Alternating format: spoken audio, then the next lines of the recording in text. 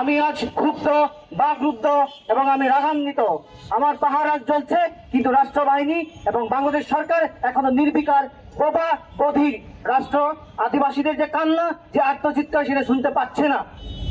সংগ্রামী শুধু ধর্ষণের বিচার তো দূরের কথা, উল্টো তারা ধর্ষণের বিরুদ্ধে প্রতিবাদ করে তাদেরকে ধরে নিয়ে যায়, নির্যাতন করে, যারা প্রতিবাদ করে তাদের উপর নির্বিচারে গুলি চালায়।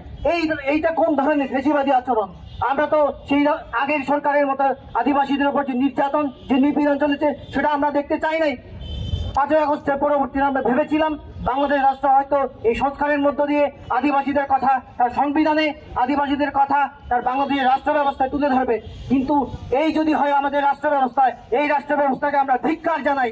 সংগ্রামী শুধু আদিবাসীদের উপর যে নির্যাতন হয়েছে, যে নির্বিচারে গুলি চালানো হয়েছে, এই যদি সুষ্ঠু বিচার না হয়, ধর্ষণের যারা ধর্ষণকারী তাদের যদি বিচার না হয়, এই আদিবাসী তরুণ সমাজ আর জেগে থাকবে না।